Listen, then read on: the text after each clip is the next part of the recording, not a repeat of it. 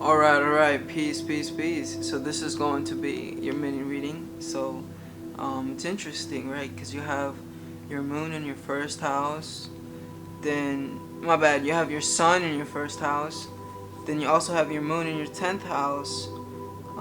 Jupiter's in the first, Mars in the 10th, Mercury in the first. So, you have a pretty powerful chart, right? With you having all of these planets in these different angular houses, it's an indication that you in of yourself are a person who is capable of creating and producing tremendous change in this life. You feel what I'm saying? The angular houses, they're associated with the cardinal signs. So they're associated with hold on, let me take these off. So they're associated with Aries, Capricorn, Libra, and Cancer. And all those signs I just mentioned, they're movable signs, and they're like gas. You feel what I'm saying? It's like in astrology we have matter in its liquid, in its solid, and its gaseous state, right? And that expresses in all the four elements through the three modalities, if that makes sense. And so you have your ascendant. Okay, your ascendant is in Virgo, not Leo. My bad, not Libra. So that's good, because if you had your ascendant in Libra, then that would be like your life being kind of flipped upside down. And whereas energy is supposed to be concerning with you, you give to other people, and energies concerning other people, you may want to give to yourself. But it's like I go towards this channel explanation because you have your ascendant 23 degrees Virgo, which means that only 7 degrees of your ascendant is in Virgo, and then the rest, the 23 degrees, is in Libra. So with your ascendant being in Virgo, right, what this indicates is that in this lifetime, your greatest path of ascension is service. You feel what I'm saying? And the more you can serve others, the better. You feel what I'm saying? And then you also have your moon in the 10th house in Cancer, right? Right. So with your moon being in Cancer, your moon is at home, right? It's exalted. And the moon, it very much does deal with the heart chakra, right? My system of understanding of astrology corresponds the moon with the color green. If what I'm saying, the color green is very heart chakra orientated. And when you think about the moon, right, it deals with how you nurture, how you take care of others, but also how you nurture and take care of yourself. It deals with your mother, right? The energies you received from her. And so with your moon being in the 10th house, it's an indication, your moon being in Cancer, it's an indication that there was a connection, that you have a great connection with your mother. And this can even be an indication that like your mother was one way or another a public figure. She was recognized publicly, maybe even in the community, or just had some sort of status, because that's what the 10th house is all about. And then with you also having your sun in Virgo, right? Virgo is a feminine sign. And the sun, right, it typically deals with the father, but ultimately it just deals with whomever dominated the child's like home when they were growing up. And with you having Virgo as your sun sign, it's an indication that growing up, the primary influence you received was from your mother over your father. You feel what I'm saying? From your mother over your father. Yeah. But it's like you also have Venus squaring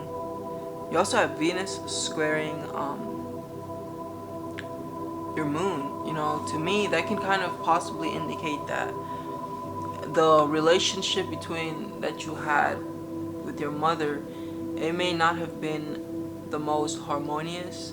There may have even been a possible energy of like her maybe controlling your social life and your friends, and not wanting you to associate with certain people.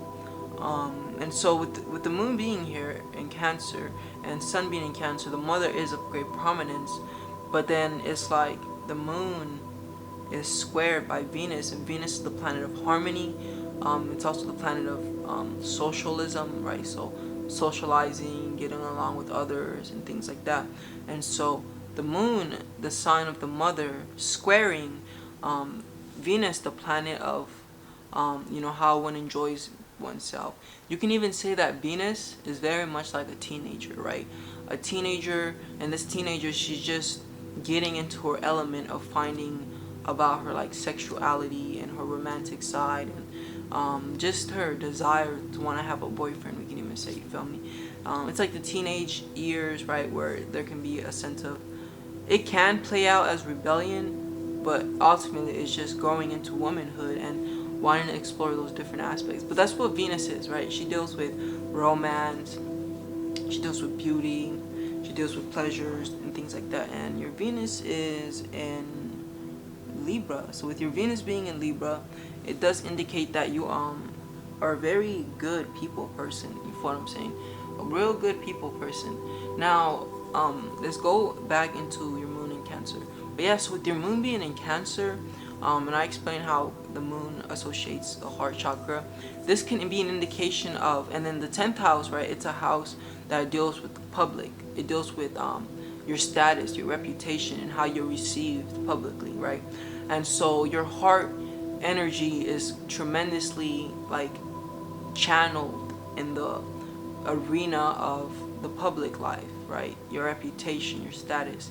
So you, even though I do see you're born like 1990, whatever, you feel me? Meaning that you are probably young. Maybe you're in your 30s, maybe you're late 20s, but it's like not too young, but young, But it's like the energy is that you are a mother. You feel me? You find yourself attracting maternal positions for other people, possibly even strangers, right? Because the 10th house, it really just deals with the public, and it deals with attention, also receiving attention. And it's like people may just come to you, and they may come to you with their sorrows and troubles. And so with the moon squaring Venus, like, to take it on a deeper note, what it would say about you is that sometimes sociably, even though with that Venus in Libra, right, and Mercury in Libra, you are inclined towards wanting to socialize and having friends, and you do most definitely prioritize harmony in relationships. But it's like, the thing here is a need to be conscientious and aware that certain people coming to you aren't there to try and manipulate you. Because with the Venus squaring the moon, this can create a conflict energy between like maybe the people you socialize with and your emotional needs, in the sense of maybe you needing to compromise yourself to an extent of tremendous value, emotionally speaking, just so that you can fit in with other people. And so with moon being in Cancer and sun being in Virgo, like, this does incline towards a somewhat of a introverted, it's an introverted extrovert, like you enjoy being by yourself and being alone. But it's like with you having those angular houses, like the first house and the 10th house, right? It's an indication that you do need to be able to exert your energy, you feel what I'm saying? And you do need some sort of recognition, building some sort of reputation, you feel me? Feeling like you're building an identity that's going to be useful for humanity at large. Like the 10th house, these individuals are typically natural leaders, right? They are the ones who are put in positions where they have power to change things, you feel what I'm saying?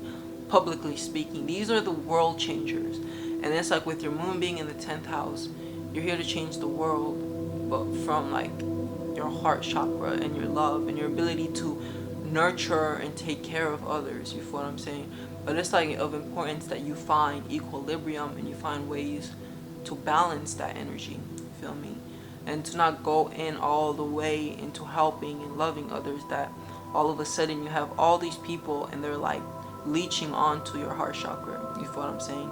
And it's like with the Virgo energy, Virgo can be so inclined towards just wanting to help and serve others that they may get taken advantage of, because they want to feel like they're useful. And so it's important not to understand this, as Virgos, because I have Virgo ascendant as well, we go around wanting to be useful, but it's important that we set boundaries, because we're gonna go around wanting to be useful, and then when we start getting used, we're gonna be pissed. You feel what I'm saying? So it's important that you set boundaries, especially also with that moon in Cancer. Like, there can be an energy of just wanting to be really too nice, and then with that moon square Mars, there can be an energy of like not knowing how to properly deal with confrontation, like, and in confrontation causing more chaotic energy than resolution orientated energy, because, well, Mars moon aspect's negative, so, Mars moon square aspect, right, because it's a negative aspect, that's why I said it like that, that it can produce an individual who's pretty impulsive, right? It can also produce an individual who emotionally is discoordinate, because Mars is the planet of aggression, you know what I'm saying, and the moon is the planet of the comfort zone. It is the side of you that's vulnerable. And so with Mars squaring the moon, there can be an energy of like feeling like you are being attacked, you feel what I'm saying, and attracting circumstances and situations where you do get attacked.